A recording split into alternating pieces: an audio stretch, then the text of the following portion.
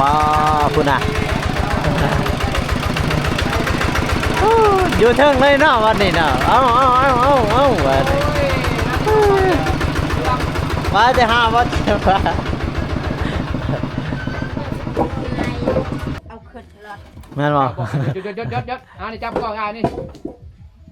เมื่อยจับแขนเลย ปวดแขน สบายดีเด้อ โอ้ลีกความเก่ง ยังมีแห้งอยู่ยังมีแห้งอยู่ สวยผู้สาวอีกเบิ่งอ้าวนี่สวยสี่เบิ่งโอ้แตกเลยเลยสวยแล้วแตกเลยนี่โอ้งานแรกแล้วก็จะล้างเงิน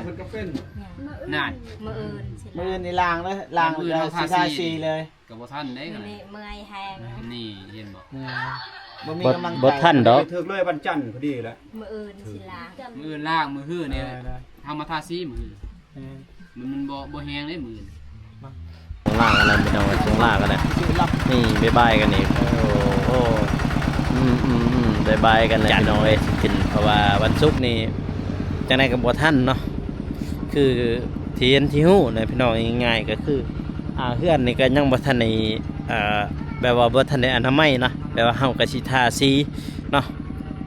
แล้วก็อนามัยพืชแน่แต่น้องเดิมเพิ่นนั้นอยากขึ้นวันศุกร์แต่มันบ่ทันก็เลยว่าเปลี่ยนเป็นมื้อวันจันทร์เนาะง่ายๆจังซั่นพี่น้องเอ้ย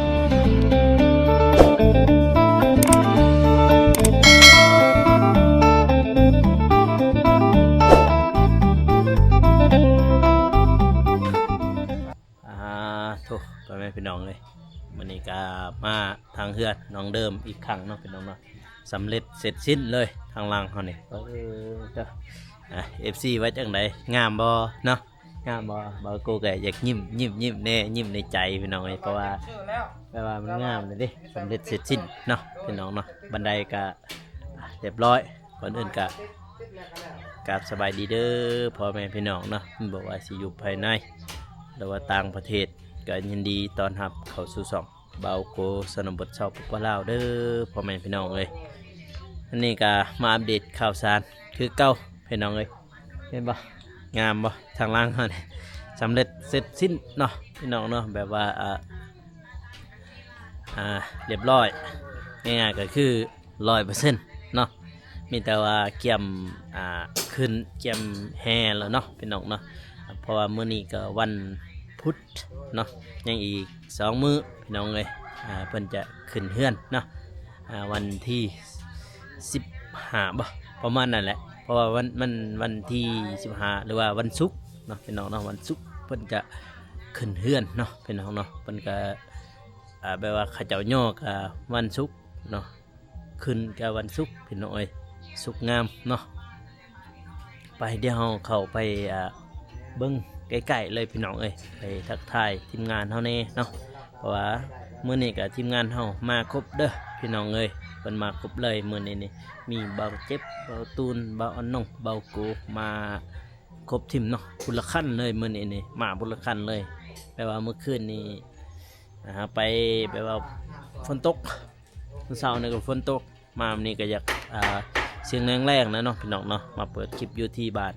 น้องเดิมเนาะไปเดี๋ยวเข้าไปทักทายกันเลยพี่น้องเอ้ยปิเอาทำมาใช่นี่ก็เอาทำมามันออกมาพวงนอกได้หนึ่งเลยพี่เบิ่งนี่สำเร็จสิ้นบันไดทางบันไดเฮือนเฮาเรียบร้อยคงเขาเจ้าเฮ็ดเรียบร้อยเลยมือเสานี่สร้างเราเฮ็ดนี่ปื้อโถเห็นบ่แต่ว่างามเลยพี่น้องเอ้ยบอลปลาเกิบนี่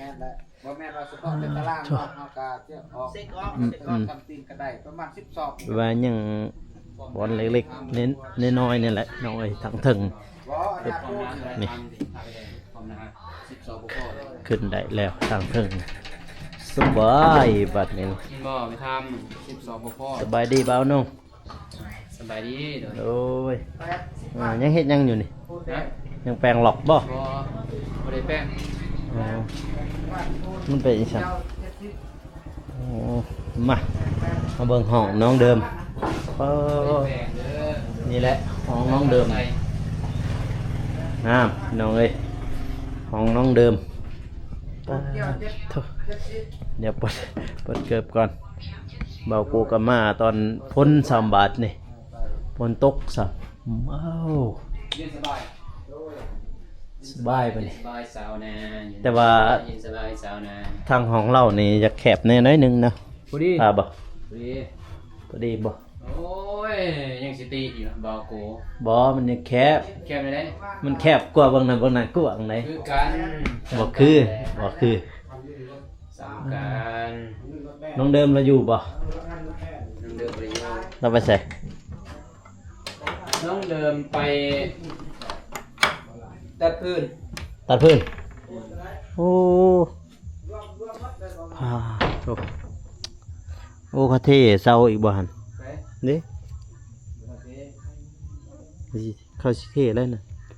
เรียบร้อยห้ามเตือนพี่น้องเอ้ยบาดใหม่เพื่อนใหม่อันนี้เมื่อกี้ก็ฝนตกบ่ทางนี้ตอนนู้นฝนตกบ่ทางนี้ โอ้ยแห้งเลย แม่นบ่โอ้ทางบ้านค่อยพอปานใดเลยแห้ง เนี่ยเป็นบาท กะแห้งอยู่พุ่นสุดเท่จัดเลย สุดยอดเจ๋งเลย มาห้องน้องเด่นพี่น้อยบอลนี่ เจ๋ง ทุกคนว่าจังไดงามบ่สร้างเพิ่นเฮ็ดนี่โอเคบ่ก็คอมเมนต์มาแน่เนาะนี่คอมเมนต์มาเลยว่าโอเค หรือว่ากดเหล็กหนึ่งมาให้แน่เนาะถ้าว่างามก็ได้กดเหล็กหนึ่งมาให้แน่รัวจ้านี่สร้างเพิ่น ถ้าเอานี่มันสอบหนึงบ่มันบ่เทิงฮอดบ่วงซ้ำ อืม เราต้องเอาเสือละบ่วงก่อน หลังจากที่แปลว่าเช้าฝนตกเนาะพี่น้องเนาะเช้าฝนตกนี่แหละทางด้านในห้องเนาะทุกคนว่าจังไดงามบ่โอเคบ่ถ้าว่ามักก็กดไลค์หรือว่ากดเลข1มาให้บ่าวกูนี่เด้อพี่น้องเอ้ยเนาะงามบ่สร้างเพิ่นเน็ตนี่โธ่โอ้โหอันเติดเลยบ้านนี้8บ้านนี้ทางนี้ก็เส้นทางไปเฮือนเขาเจ้าพี่น้องเนาะอันเด้เฮือนเขาเจ้าทางนี้ออกไปเนาะไปเดี๋ยวเราลงลุมก่อนทักทายพี่น้องเฮา FC ทางลุมไปลงลุมบาดนี่ อยู่ไกลอยู่ไกล มาเบิ่งน้ำกันนี่บันไดโอเคบัดลงอีก ฮึบป่านี่ โดยบัดนี้ อืม เล็กนี่โดย งามบ่คนวัดจังใดโอเคอยู่บ่นี่ โดย ป้าดโตแบบว่ายังแต่ถ้ามีงบซื้อซีมาทาลูกติงนี่จะงามอีกแบบหนึงตัวนั้นก็ยังบ่ทันได้แล้วฮะบ่ทันได้มีซีทาซับนั่นน่ะประตูปังเหยียบหั่นแล้วก็ลูกติงแล้วนั้นก็ทางบันไดทาสีก็จบพี่น้องเอ้ย โอเค เป็นชิ้นครับนะนี่เป็นจะแล้วะโอเคบ่สีว่างามบ่แต่ว่างามกดเหล็กหนึ่งมาเลยเนาะป้าเบาเจ็บนี่เงินหลายเด้อ น้องกับน้องคน เงินหลายแห้งเด้เบาเจ็บ ยังซ่อมประตูอยู่ ประตูลูกบิด พี่ มันแบบว่ามัน มาเบิ่งด้านข้างก่อนน้องเอ้ยอัปเดตด้านข้างให้ทุกคนได้เบิ่งพี่แต่ว่างามภาษาเขาเจ้างามเป็นหยังเนาะเดี๋ยวบอกกูสิถามน้องเดิมให้เบิ่งบ้าโธ่ประตูสองเบือกนี่เขาเจ้าทาสีเรียบร้อยพี่น้องเอ้ยนี่ทางหลัง1 กับ 2นี่ทางด้านข้างยังบ่ทันได้ทาสีครับเบื้องหน้าหั่นเพราะว่ายังบ่ทันได้อันนี้หมดแต่ว่ามาน้ำลังหั่นนะก็เลยบ่ได้ทาสีมันเบิดก่อนถ้ามีงบพุ่นแหละอยากทาสี สีอันน่ะลูกติงฮะเห็นบ่ทางนี้ฝนตกฟ้าเบิดเลยตัวอ่าขะเจาะหั่นเด้ตัวสีขาวๆเด้น่ะบัดนี้มาคนละคันเลยบัดนี้เมื่อวานนี้บ่ทันแล้วพี่เทมาใหม่นี่ก็บ่ทันได้แห้งดอกฝนตกแห้งบ่ทางนี้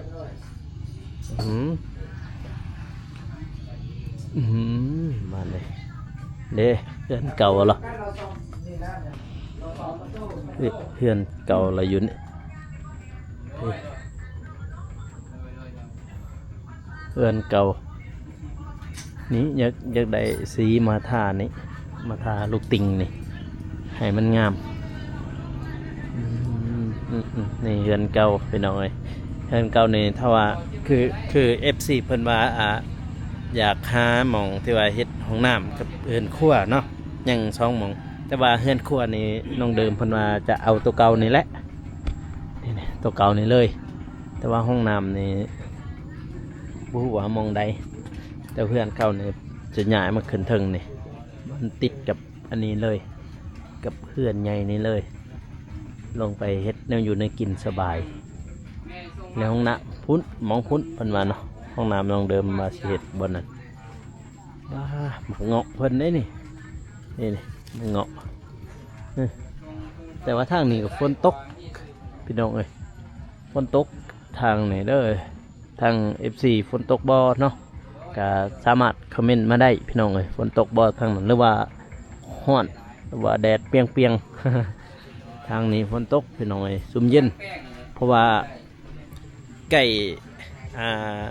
เพิ่นไก่ดอกฮอดแล้วดูยามเฮ็ดให้เฮ็ดหน้าเลยพี่น้องเอ้ยฮอดแล้วดูเลยเนาะบางคนก็ไถหน้าแล้วเนาะแต่ว่าเบาโกก็ยังบ่ทันได้ไถหน้าเด้อพี่น้องเอ้ยก็ได้เฮ็ดหน้าอยู่เนาะพี่น้องเนาะทางนี้เนาะเบาโกก็ได้เฮ็ดหน้าอยู่ช่วยพ่อแม่มื้อนี้ก็เอารถพุ่นหน้าไปเราเอาไปพุ่นน่ะเราไปปักซองพุ่นเราไปเวียกแล้วนี่บ่อีห่างเตือนมาแต่บ้านพุ่นเด้แต่ปากซองพุ่นไก่เติบพี่น้องเอ้ยมาเพื่อสิฮอดนี่เนาะฝนก็ลัดเลยอยู่ลัดทางอยู่ทางนั้นมาเบิ่งทางนี้แต่ว่าเสานี่เขายังสิเทอยู่สิเทแบบว่าบ่ให้มันติงเนาะนี่แล้วก็สิแปลงพื้นดินนี่เนาะทำหลังก็ได้พื้นดินนี่เอาตอนหลังเอามาแปลงนี่เพราะว่ายังพื้นดินนี่ตอนล่างนี่ยังไม่ทันได้แปลงนะพี่น้องเนาะยังนี่แต่ก็โอ้ยได้โอเคแล้วเนาะตามที่เบากว่านี่ก็โอเคแน่จักหน่อยหนึงดีกว่าที่อยู่แบบเป็นเก่าที่ว่าฝนฟ้าฝนมันฝอยฝนมันย่อยลงพี่น้องเอ้ยแบบเดียตุ้นมาโดนแล้วบ่มาพอๆกันนั่นแหละพอกันแมนประตูมาฮอดนี่ประมาณ10 นาทีปโกมาฮอดเห็นบ่แมนเห็นอยู่โทรมาเห็นบ่โทรแล้วสิโทรถามว่าสิมานี่บ่ก็เลยยาแล้วผมมาก่อนจะได้ปโกก็ต้องมานํอยู่แล้วเกือบบ่ได้มาอันตี้ทางฝนตกฝนตกพอดีฝนฝอยหน่อยนึงก็แข็งมาเลยมันมีแถวหลักเขาฝนตกอยู่แถวนั้นเมื่อวานเนี่ยอยู่ดึกนะเมื่อวานเนี่ยอยู่ทางวายเนาะอยู่ดึกหมู่สิบอกเดินปโกในบ้านเมื่อไปหน่อยเลยพยานผีประตูก็เลยไปส่งบ่เมื่อวานอยู่เมื่อวานก็ญาติในบ่อนมันโกงบ่นะบ่มันมีคนอยู่หั่นเฮ้ยบ่ตูนมาแต่ถ้าแต่งผู้เดียวมือเหือนนะเมื่ออีกบ่หั่นแม่นบ่บ่เมื่อวานข่อยก็มองบันโกงหั่นเห็นผู้ชายคนสูงๆดอกคนละฝากทางก็ดอกยืนจ้องมาเลยพอจนตกใจเว้ยตกใจในวันนี้แบบบ่แต่งอะไรปรุงแต่งหันบ่ต้นอาหารแบบว่าผู้ชายยืนฝากทางอยู่หันจีนเด้มานินเขายืนแล้วเลี้ยวมาเลยหัวอย่างคือคนนั่นแหละเขาหยาดแล้วหยาดมันวีน้ำใส่หัวแห้งมัน9 โมงแล้วบ่ 2 ทุ่ม3 ทุ่ม3 ทุ่มเนาะเมื่อวานนี่ เอาบ่โกซั่นแหละเดี๋ยว อ่า บ่ตูนก็สิไปหากินข้าวบ่ได้กินแต่เช้าพี่น้อง นั่นบ่ลาแล้วเด้อลาแล้วเด้อ โอเคโอเค เดี๋ยวจังหน่อยก็สิเข้ามาใหม่ โอเคโอเค ไปไปข้างนอกพุ่นบ่ แม่น อ๋อเมื่อวานก็พุ่นแหละอยู่บ้านน้องซาลีพุ่นแหละพวกเขาอยู่ก็เดินเติบอยู่หั่นน่ะไปอัปเดตให้พี่ให้น้องได้เบิ่งน้องเราก็หาฟืนเนาะยังอยู่ที่ดินแล้วหั่นแหละง่ายๆแล้วจากบ้านน้องเดิมนี่ก็สิไปต่อทางนั้นแหละพี่น้องเอ้ยไปต่อเขตเบิ่งนั้นเพราะว่าเบาเตียงเพิ่นสิมาหามื้อวันศุกร์เนาะวันศุกร์ก็น่าจะทันอยู่เด้ขึ้นเรือนใหม่นี่น่าจะทันอยู่มาเบิ่งข้างหลังนี่เห็นบ่โอเคบ่สีดาดหายพี่น้องได้เบิ่งเนาะถึงสีดาดนี่นี่โถตามที่รูปเนาะตามรูปหันก็มีอยู่6บ้องเยี่ยม1 2 3 4เนาะ4มัน6 4ป่องเนาะนี่บาง1 2 3 4ถ้ามิดเขาว่าสิเฮ็ด2ป่องเยี่ยมทางนี้นี่ทางนั้นเนาะวันนี้มันบ่อยากงามแต่ว่าตอนนั้นก็งบเฮาก็มีอยู่เนาะก็เลยเฮ็ดอีกป่องหนึงมาน่ะเอาคลิปเก่า สบายดีเจ้าโก ยังอยู่ตึงเดี๋ยวสิซุ่มข่าวนี่บายได้เมื่อหัน สบายดี เออ โอ้สนบทเล่า บายได้เมื่อหันเอ้ย แล้ววันนี้เนาะมีการบายกันดิ มาเด้อพี่น้องเอ้ย พุ่น มาลินมาเที่ยว มาหาน้องเดิม บ้านซองน้องเดิม FC แล้วเนาะ มายินดีนำเด้อโดย แล้วร้อยละบัดนี่เพื่อนน้องเดิมเนี่ยนี่ยังเต็มพื้นนี่บัดนี่ยังเต็มจะแปลงพื้นนั่นเนาะบัดนี่เนาะยังจะแปลงพื้นดินยังอะไรตัวนี้ก็สิเทแต่บ่เทบ่ได้เดี๋ยวไปเบิดได้ทำบ่เทนี่น้องเดิมนั่งแบบเท่อะไรนะอีถึงเนี่ยหนักน้องเดิมเนี่ยโฮดจริงๆโอ้ป้าพุ่นอ่ะอยู่เทิงเลยเนาะวันนี้เนาะเอาวันนี้มาจะหาว่าจะ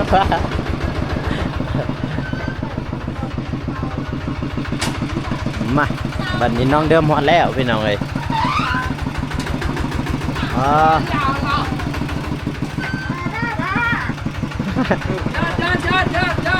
ยิดบ่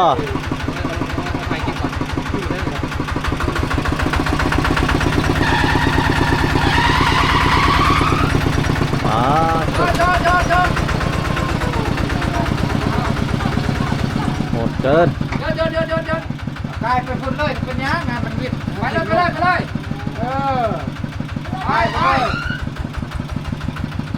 ไปเองดูวิทย์แจ้งในลูก น้าทิมอยู่ส่วนคนเลย ที่ไม่ใช่วันนี้ ลายแท้น้องเดิม ฟืนมันนี่ โอ้โหเบิกภาษาเบิกเอ้ย เอาเด้อ นิ้นเลยเอ้ย มาแต่ไซนี่ สบายดีเด้อมาแต่พื้น มาแต่คืน ตก เดิมดุขนาด ไม่คือเดือนมองเดือนใหม่นะดุขนาดแล้ว สิตอนหับขึ้นเงื่อนนี่เลยหาเพื่อนตอนใหญ่แล้วสิครับ งัวบ่ที่บริกินเด้บ่มีงัวมีสร้างเนาะมีหามาใส่ ก็สิค่าให้ ต้องนำในน้องเดิม คันว่าค่าวัคซีนแตกคันให้ค่ามุกข่อย เดิม กิน มาวางวะในน้องเดิม ซื้อมาก็สิแตก เอาเช้าลงนี่บ่อ๋อ ใส่ไม้อีก ไป เสร็จคิวแล้วงับไปเลย เรียกเขา มาเดี๋ยวลงซอย เรียกเจ้าแล้ว เรียกคนอื่นเพื่อนจะมาเฮ็ดกัน เนาะเรียก เจ้า เจ้า เฮ็ เฮ็ ด ด เล เลย ย เอาเฮ็ดก่อนเข้าไปจ่าย ไป ซอยเด้อซอยเด้อ แม่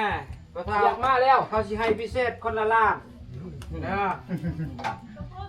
อ ได้แล้ว สาธุเดี๋ยวสาธุเด้อ ทุกคนแล้วบอกเลยดิ เอาลงใส่ ไอ้คอยเอาขอยอมแล้วยอมแล้วบัดนี้ ไปดี ไปเขาเอาลงก็ได้เอาลงก็ได้อยู่ ต้มเอาละสบายดิสบายดิมันบ่ ติก มันบ่แดดบ่ ทางใดเอาลงไว้ทางนั้นบ่ เด็ดยี่ปีเด้อ เบื้องใดเบื้องนั้นบ่ ทั้งนั้นแหละ เอาไว้จำเหรอได้มังให้อวยเหรอ บ่นั้นจังจะป้าเบื้องนั้นบ่บักลาย เอา กดเจ้าเลยได้ เมื่อยเอาขึ้นรถ แม่นบ่ ยดนี่จับกล้องนี่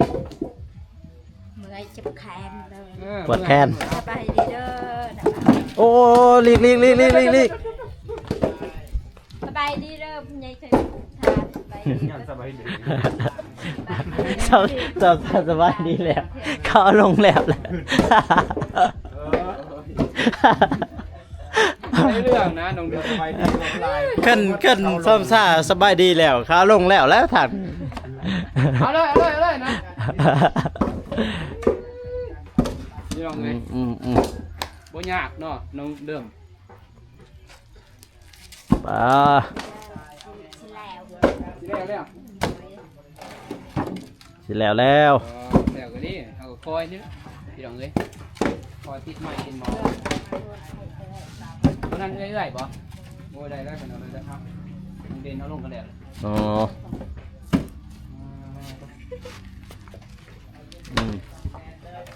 เอา คอยน้องเด่นก็คอยใจเย็น คนมีแห้ง อย่าเฮ็ดใจร้อนเดี๋ยวนั้นนะ โอ้บาดนี้ขัดเกิน ความแข็งแกร่ง ยังมีแห้งอยู่ยังมีแห้งอยู่ สวยผู้สาวอีกเบิ่งอ้าวนี่ สวยให้สี่เบิ่งเอาโอ้แตกเลย หาเลยใช่ไหมแตกเลย นี่ โอ้ โอ้บ้าผ่า พี่ไอ้เพิ่นก็เป็นเนาะ ตกเคยกระตุกตกเด่นหมด มาตรฐานอยู่ อย่างนี้เนาะ เอากุ้งบางก็ทุกอย่างไป คักบัดนี้ มีกระดองใจเลย สบายดีอีกครั้งเด้อพ่อแม่ ว้า มา ตัว สู่ทุกคนเนาะ ก็สิเมื่อยเหมือนนี่ ปี การเงินต้องงัด เด้อเป็นนี่เนาะ อันนี้คือใช่ดิ ต้องงัดเลย เอาลงเลยวานกัน เพิ่นเอื้อเรา ลงเลยเป็นยัง อันไหนลุยเน็กก็ลองเลยงาจิลองลองเลย เอาเมื่อใช้นี่บ่สบายเด้อ สบายดีเด้อ เอาเมื่อใส่อีกบัดนี่ตอน สบาย สบาย ดี ดีเด้อบ้านว่างแบบใหญ่ใจบุญ บ้านวาง สบายดี โอ้อยู่บ้านวางหุ่นโอ้ สุดยอด เมื่อยแหง สุดยอด ไม่ให้ โอ้สุดยอด อืม เจ็บ เก่งไร ขาเจ็บ เนาะ แขน คือยังขับรถ เบิ่มก็เป็นยังไม่ตาบ่ ว้า มือตีนยังดี ขอบคุณเพิ่นเด้ เย่ แข็งแรงจริงๆรถอันนี้ เนาะฮัลโหล เวลาไปมาก็ แล้วบ่ได้พี่น้องเราเป็น อ๋อ ไปดีเด้ เพื่อน อ เนาะคลิปเก่าจ้า โอ้ย ว้า แม่ ตัว ยังแม่ยัง แบ่งกัน แม่จ้าดิบ่ เนี่ย เป็นหลัก โอ้เห็ด ดอกปลา อาหารดีอาหารดี เยอะบ้านเลยฝาแฝด สองพี่น้อง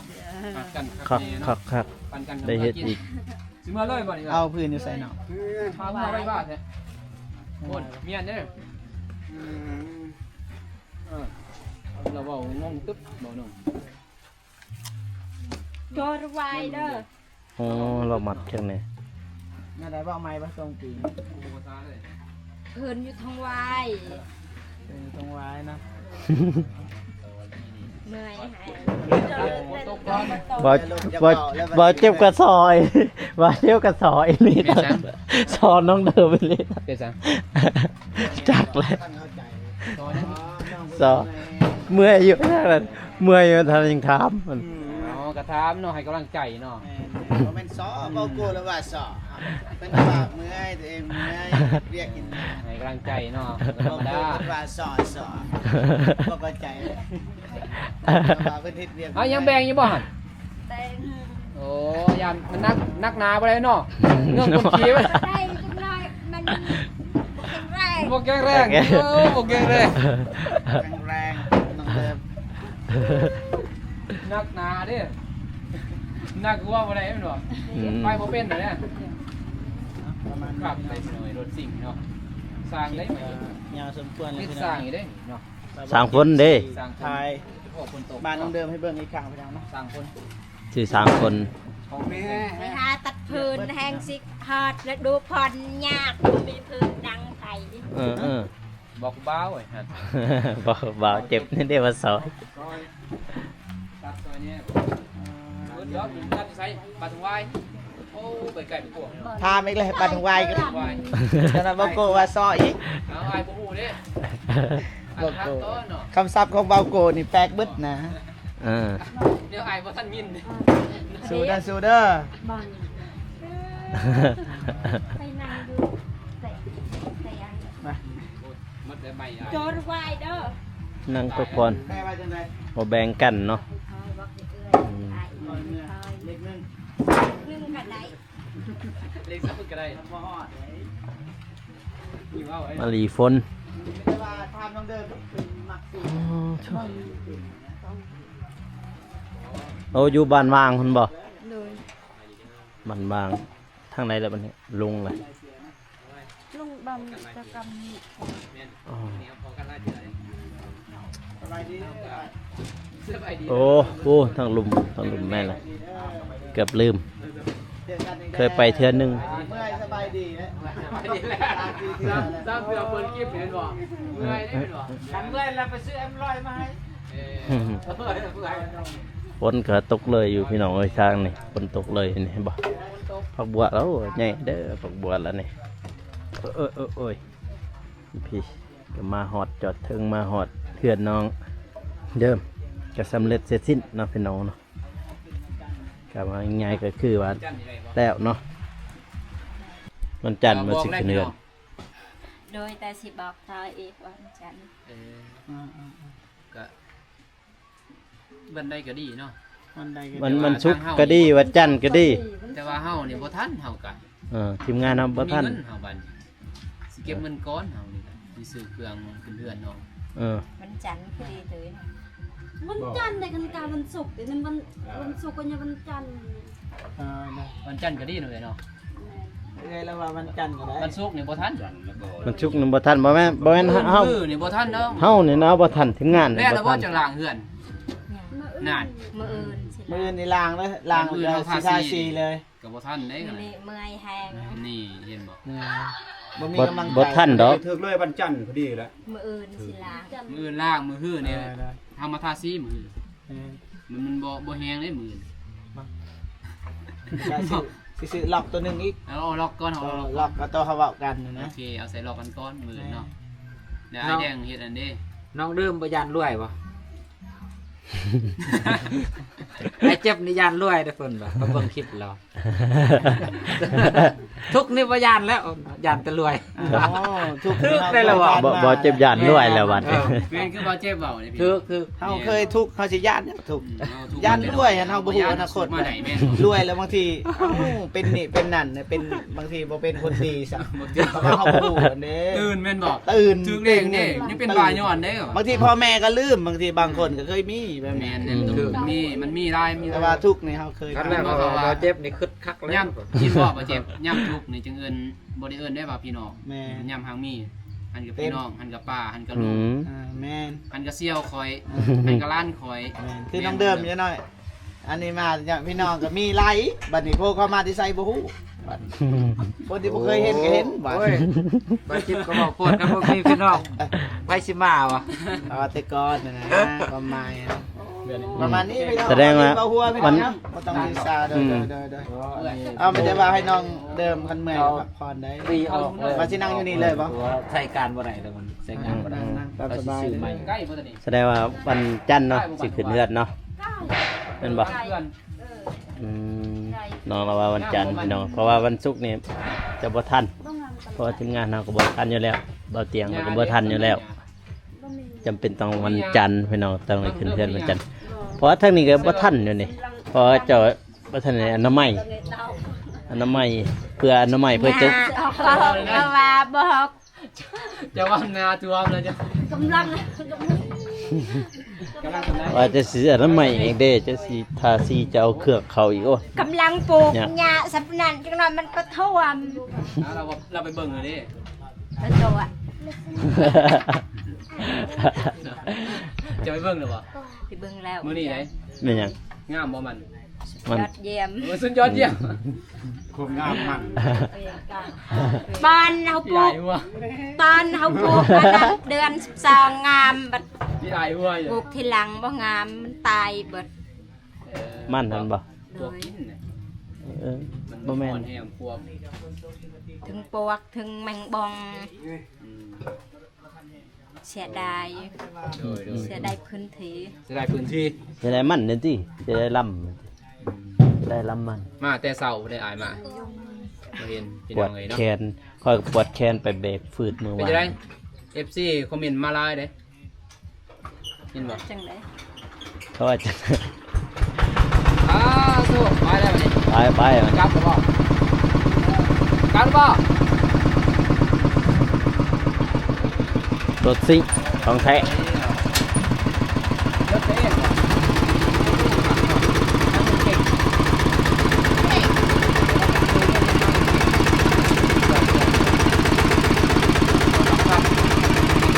ของแท้เลยโ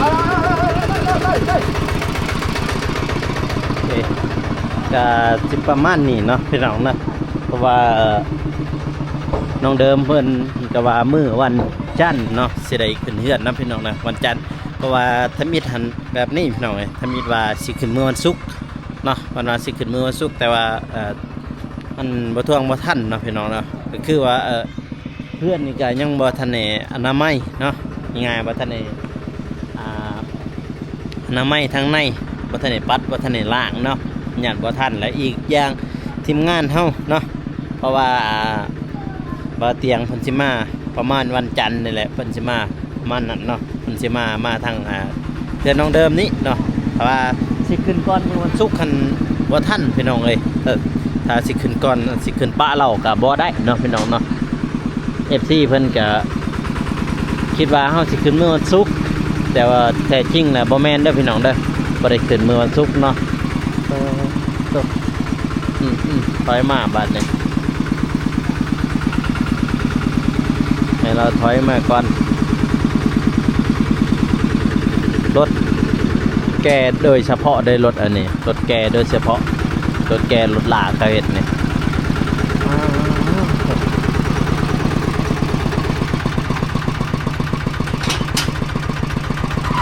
โอ้ดีจักอยู่ทางหลังเฮ้ยคนขี่ก็อยู่ทางหลังมันจะคนขับอยู่ทางหน้าขับเกิน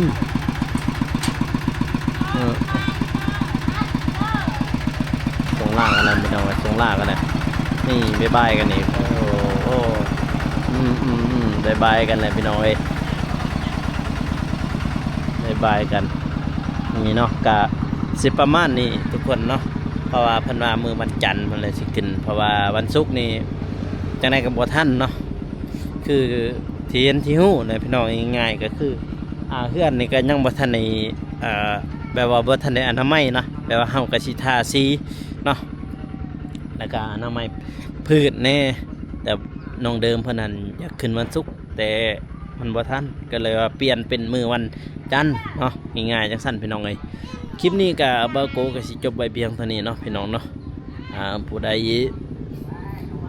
เห็นคลิปนี้ก็สามารถคอมเมนต์มาได้เนาะอย่าลืมฝากกดไลค์กดติดตามเนาะเพื่อเป็นกำลังใจให้บ่าวโกนะเด้อพ่อแม่พี่น้องเอ้ยสำหรับคลิปนี้ขอกล่าวคำว่าสบายดีพี่น้องแล้วเจอกัน EP ต่อไปเนาะบ๊ายบาย